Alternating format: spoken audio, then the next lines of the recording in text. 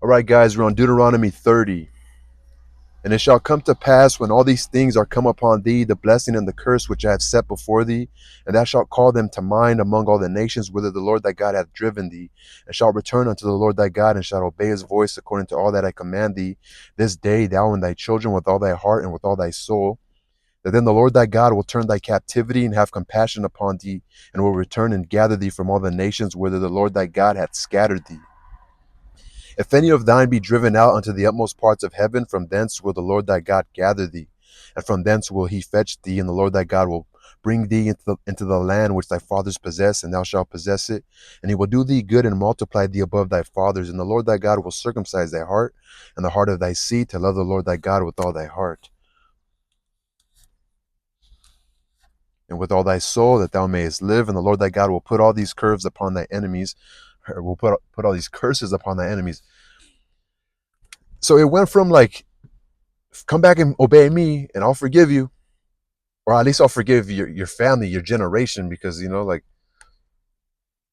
I know things take time. You lose all your money, ain't nobody in the church gonna give you money. They might give you a place to live for a little while, but I know family members that they just want their own space, even if it's their own house. They don't want some person they feel like they have to like second guess themselves, like, even if it comes to flatulating or like burping, or people want to feel comfortable. So if it's like not their kid or their husband or wife or their girlfriend or boyfriend or their pet, if it's like some distant relative or like some homeless neighbor, they're not gonna.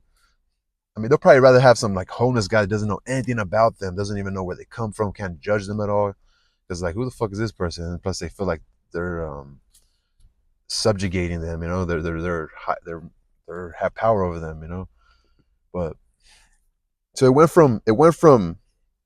I don't mean to be this way. Like, I'm not trying to, but I'm definitely trying to learn this, and I'm questioning it.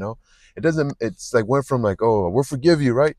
And there's a reason why I'm saying this, because as I'm reading this, I'm like, this is kind of a more sociological thing. It's more how to make a society better, which I agree. Like I said, I think that's my initial thought in the last video when I was talking to my coworker at work. I told him like, I don't know, I was thinking about it. I don't tell him because he was like his God versus your God. Like his God's the best one. I was like, what if I came with my own religion with the same exact commandments, dude? And I was trying to bring him up. I was trying to bring up an idea to him, like this. If in a philosophy, everybody kind of has their, like, the ones that stand out are the different ones, because people want to study different stuff, and then people. So some stuff is similar, but then there's an important point where they're both diverse, they're both different. And when things are similar, not everything is completely the same. When ideas are kind of similar, because those people either came from the same sort of background, the differences of them are more subtle but more important.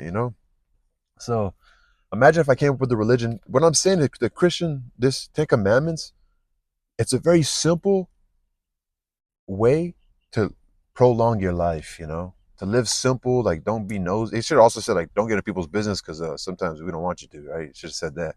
But like, just mind your business. Don't care what your neighbor has. Love your own wife. Don't sleep with, don't, because I think they understood these things were happening. And men and women were seeking vengeance. Um, jealousy, scorn. The effects of all this. So they're like, oh, let's create this. That's just like philosophy stems from problems, and people who have their own philosophies on a better way of life or answers to certain things. Because of their wisdom and their search for knowledge, they feel like, let me write this down. I think this makes sense to me, or I think it makes sense to what's going on. And things vary because of different times of civilization, and just yeah. And so I don't know why he brought that up, but it went from like, let me save you, but then all of a sudden, like, and the Lord thy God will circumcise thy heart and the heart of thy seed to love the Lord thy God with all thy heart and with all thy soul, that he mayest live. And the Lord God will put all these curses upon thy enemies. Like, it came all of a sudden like enemies, like it just, and on them that hate thee, which they persecuted thee, and thou shalt return and obey the voice of the Lord and do all his commandments which I command thee this day. And the Lord thy God will make thee plenteous in every work of thy hand, and the fruit of thy body, and the fruit of thy cattle, and the fruit of the land for good. For the Lord thy God will again rejoice over thee for good, as he rejoiced over thy fathers. If thou shalt hearken unto the voice of the Lord thy God, and keep his commandments and his statutes which are written in this book of law, and if thou turn into the Lord thy God with all thy heart and with all thy soul. Just commandments, right? So for this commandment which I command thee this day, it is not hidden from thee, neither is it far off. It is not in heaven, that thou shouldst say, who shall go for us to heaven and bring it unto us, that we may hear it and do it. Neither is it beyond the sea, that thou shouldst say, who shall go over to the sea for us and bring it unto us, that we may hear it and do it. But the Lord, or but the word is very nigh unto thee, in thy mouth and in thy heart. And that's also like covering a certain gap, because it's saying like it's easy to understand, that you can't try to deny it based off your intellect. It's like human, it's in your heart, like good and evil is in your heart. You know when you're doing right or wrong. Your conscience is in your heart. And it makes sense, it makes sense. But then there's also a thing, maybe if there was no laws and everything was amoral, nothing's good or bad, we just do things based off of like we want to survive. And there's really no laws and everything's kind of just the state of nature.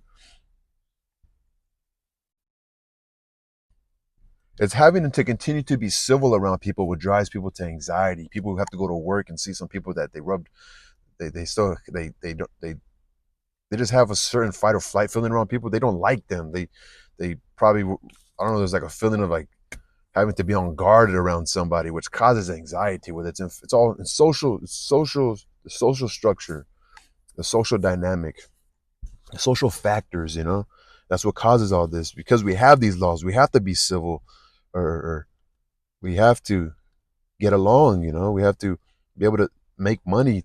And some people can't. Some people, you see, they're homeless. Some people, their temperament is different. They don't, they're more violent or more anxious. Fearful. They lack certain social skills. See, I have set before thee I've set before thee this day a life, uh, before this day life and good and death and evil, and that I command thee this day to love the Lord thy God, to walk in his ways and to keep his commandments and his statutes and his judgments, that thou mayest live and multiply, and the Lord thy God shall bless thee in the land whither thou goest to possess it. But if thy heart turn away so that thou wilt not hear, but shall be drawn away and worship other gods and serve them, I denounce unto you this day that ye shall surely perish, and that ye shall not prolong your days upon the land whither thou passest over Jordan to go possess it. I call heaven and earth to record this day against you, that I have set before you life and death, blessing and cursing. Therefore choose life, that both thou and thy seed may live, that thou mayest love the Lord thy God, and thou mayest obey his voice, and that thou mayest cleave unto him, for he is thy life, and the length of the days, and the length of thy days, that thou mayest dwell in the land which the Lord swore unto thy fathers, to Abraham, to Isaac, and Jacob, to give them. So you follow these commandments, these will prolong your life. These are life-giving commandments. Like, people will like you. You won't really have enemies. And if you do, I am God, I will destroy them for you. Because you're a righteous person, you follow me. Does nature work that way? Does nature work for the good?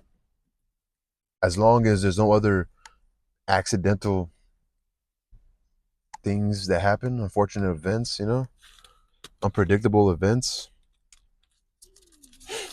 I think this goes. I think it doesn't or does, I don't know, like bad people die, and then we say like, oh, good people always go.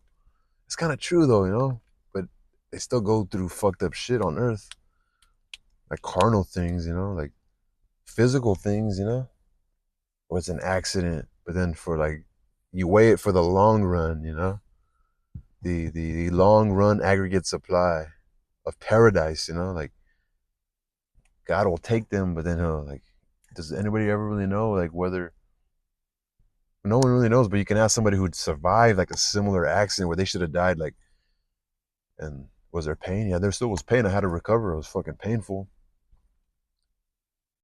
Like somebody getting burned, does God choose to? We don't know. These are all things we don't even know the answer to, which I think, and then there lies the fact why we aren't able to deny God fully, because we just don't know. Don't really know. Don't really know. Don't really know. But those simple things like respect your mother and father, is that a social construct? Is that fear of the devil put into us as a young kid? So we keep it with us?